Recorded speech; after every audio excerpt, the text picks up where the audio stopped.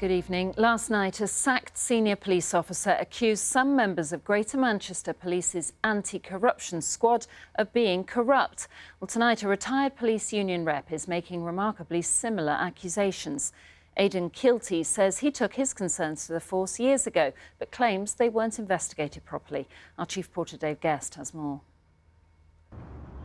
Chief Inspector John Buttress was dismissed from the Greater Manchester Force yesterday. A misconduct panel decided his standards of honesty and integrity fell below those expected of a police officer. I'm just flabbergasted to be in this position. How does that make me feel? I don't know. I'm in shock. The central allegation concerned a mortgage on this property he owns in Wales. He was prosecuted in court for mortgage fraud, then cleared by a jury. He claimed he'd been pursued by the Professional Standards Branch because he'd raised complaints about management. He also made a series of allegations about the conduct of the PSB.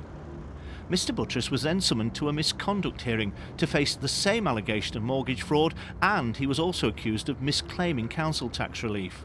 The panel, chaired by an officer from the Met Police, found him guilty of misconduct and sacked him.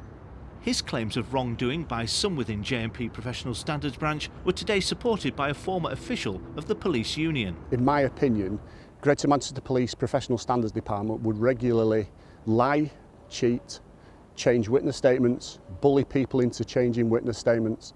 They would prosecute officers rather than investigate officers, and by that I mean they would decide at an early opportunity whether an officer was guilty or innocent, and then work towards that end game. Aidan Kielty claims his concerns weren't properly investigated. But Mr Buttress's allegations about GMP's Professional Standards Branch are being looked into by the Kent Force.